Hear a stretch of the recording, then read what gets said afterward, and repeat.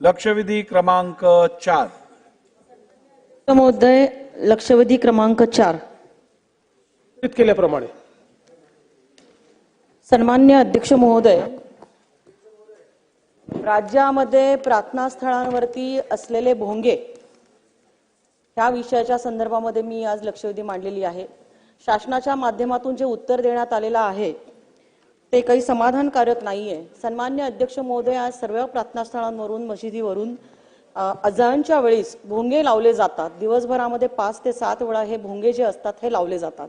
सन्मान्य मध्यंतरी मुंबई हायकोर्टाने देखील निर्णय दिलेला होता की अजान म्हणणं हा संविधानाप्रमाणे सर्वांचा अधिकार आहे, त्यांनी त्यांच्या प्रार्थना स्थळामध्ये जाऊन म्हणायला पाहिजे, परंतु भोंगा हा कुठल्याही धार्मिक भावनेशी निगडित नाहीये आणि त्यामुळे सन्माननीय अध्यक्ष महोदय, परिसरामध्ये राहणाऱ्या नागरिकांना म्हणजे कोणी आजारी असतं, कोणाच्या परीक्षा असतात, कोणी वयोवृद्ध असतं, कोणी रात्रपाळी करून आलेला असतं, अशा सर्वांना ह्या भोंग्यांच्यामुळे ध्वनी प्रदूषणाच्यामुळे त्रास होतो। सन्माननीय अध्यक्ष महोदय, 17 एप्रिल 2022 ला नाशिक शहरामध्ये नाशिक शहराचे तत्कालीन पोलीस आयुक्त श्रीयुत दीपक पांडे यांनी 17 एप्रिल 2022 ला तत्कालीन सरकारला एक पत्र पाठवलेलं होतं। सन्माननीय अध्यक्ष महोदय, ते पत्र हे भोंग्यांचा आवाज जो आहे, हे भोंगे जे आहे बंद करण्याच्या संदर्भामध्ये ते पत्र होतं। मात्र त्या कालावधीमधल्या उद्धव ठाकरे यांच्या सरकारने त्याच्यावरती कुठलाही निर्णय घेतला नाही, परंतु त्यांचं पत्र जे होतं हे पूर्णतः मीडियामध्ये व्हायरल झालं आणि आदरणीय उत्तर प्रदेशमध्ये योगीजींच्या सरकारने तत्काळ त्याच्यावरती कारवाई करत 19 एप्रिल 2022 रोजी त्या विषयाच्या बाबतीमध्ये कारवाई केली आणि उत्तर प्रदेशमधले जे भोंगे जे आहे हे पूर्णतः बंद करण्यात आले। सन्माननीय अध्यक्ष महोदय, एखादा सणाच्या दिवशी आपण स्पेसिफिक परवानगी देऊन ह्या भोंगे जे असतील किंवा मंदिरात प्रार्थना स्थळावरती असतील ह्याला आपण परवानगी देऊ शकतो, पण रोजची दैनंदिन जी प्रार्थना असते दिवसभरामधून 6-6 वेळा त्याच्यावरती भोंग्यावरून ही अजान म्हटली जाते। सन्मान्य अध्यक्ष महोदय, माझा स्पेसिफिक प्रश्न आहे माननीय राज्याचे मुख्यमंत्री महोदयांना की सदर विषयाच्या बाबतीमध्ये तत्काळ सरकार उत्तर प्रदेशच्या सरकारच्या प्रमाणे कारवाई करून हे भोंगे जे आहे हे बंद करणार का? माननीय हायकोर्टाने SOP दिलेली आहे, परंतु सरकारचं काम आहे, सरकार त्याच्या पलीकडे जाऊन हे विधिमंडळ हे कायदेमंडळ आहे आणि त्यामुळे सरकार तात्काळ हे भोंगे उद्यापासून बंद करणार का? आणि दुसरा प्रश्न सन्माननीय अध्यक्ष महोदय माझा स्पेसिफिक आहे की उत्तरामध्ये म्हटलेलं आहे की ह्या सगळ्या गाईडलाईन प्रमाणे कारवाई चालू आहे। सन्माननीय अध्यक्ष महोदय, अशी कारवाई आज राज्यामध्ये कुठेही चालू नाहीये। ज्या पोलीस स्टेशनच्या हद्दीमध्ये अशा प्रार्थना स्थळावरून जे भोंगे लावले जातील त्या PIवरती ह्याची जबाबदारी फिक्स करून सरकार अशा PIच्या बाबतीमध्ये जर नागरिकांमधनं तक्रार आपल्याला प्राप्त झाल्यास त्यांच्यावरती तत्काळ कारवाई करणार का आणि हे भोंगे उद्यापासून बंद होतील का? थांबा, होऊ देत, CM साहेबांचं होऊ दे। अध्यक्ष महोदय, हे भोंगे तर आपण बंद करू, पण सकाळी 9च्या भोंग्याचं काय करायचं?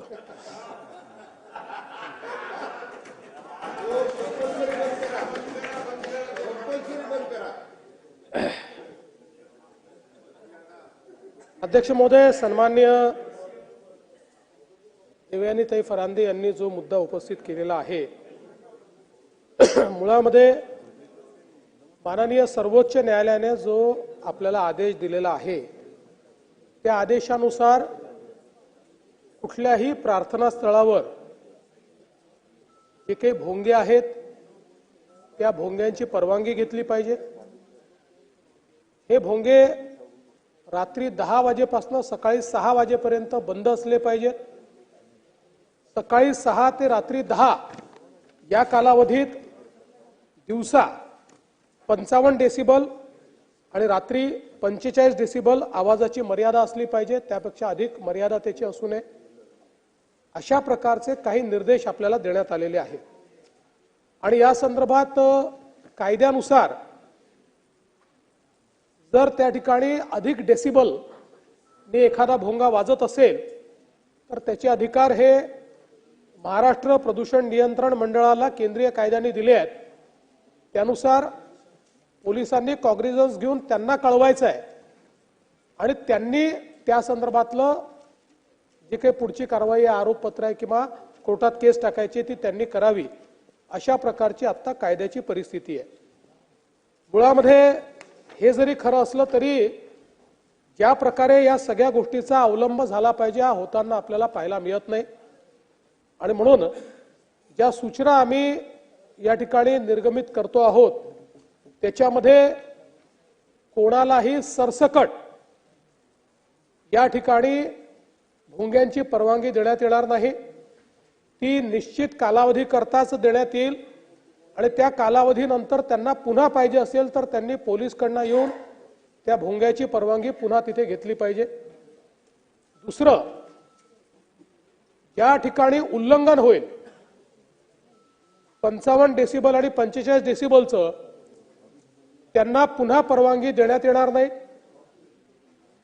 त्यांच्या जे काही भोंगे असतील त्याची जप्ती केली जाईल आणि या संदर्भात ताईंनी जी मागणी केलेली आहे त्या मागणीनुसार याचं तंतोतंत पालन होतं आहे की नाही याची जबाबदारी संबंधित पीआयची असेल. पीआयनी प्रत्येक प्रार्थना स्थळात जाऊन हे चेक केलं पाहिजे की भोंग्याची परवानगी घेतली आहे की नाही. आणि सगळ्यांना आपण मीटर दिलेला आहे, ज्या मीटरवर डेसिबल मोजता येतं ते प्रत्येक पोलीस स्टेशनला अवेलेबल आहे. त्यामुळे अशा प्रकारे ते डेसिबल मोजून त्याच्यावर जर डेसिबलपेक्षा जास्त अशा प्रकारे आवाज येत असेल तर पहिल्या टप्प्यात एमपीसीबीला सांगणे, त्यांच्याकडनं कारवाई करणे आणि दुसऱ्या टप्प्यामध्ये त्यांच्या परवानग्यांना रिन्यू न करणे अशा प्रकारची कारवाई या संदर्भात केली जाईल आणि अतिशय कडकपणे याचं मॉनिटरिंग जे आहे ते केलं जाईल. एक अजून गोष्ट याच्यामध्ये आहे की आत्ता एक प्रकारे या कायद्यामध्ये पोलीस हे टूथलेस आहे, कारण ही सगळी कारवाई केंद्रीय कायद्यानुसार एमपीसीबीला करायची आहे. त्यामुळे त्याचे जे नियम आहेत त्या नियमांमध्येही काही बदल करणं अपेक्षित आहे. ते बदल झाले तर अधिक प्रभावीपणे आपल्याला याची कारवाई करता येईल आणि म्हणून त्या संदर्भात केंद्र सरकारलाही विनंती करण्यात येईल की केंद्र सरकारने देखील त्या नियमांमध्ये काही बदल जे आम्ही सुचवतो ते आम्हाला करून द्यावे, जेणेकरून त्या बदलांच्या अनुरूप आपल्याला पुढे अशा पद्धतीच्या प्रकरणांमध्ये अतिशय कडक कारवाई करता येईल. त्यामुळे आता या संदर्भात याचं तंतोतंत पालन केलं पाहिजे.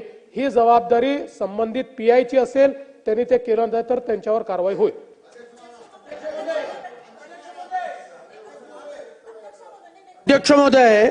अध्यक्ष महोदय, सर्वप्रथम मी माननीय मुख्यमंत्र्यांचं अत्यंत त्यांनी सकारात्मक उत्तर दिल्याबद्दल महाराष्ट्राच्या जनतेच्या वतीने मनापासून मी अभिनंदन करतो.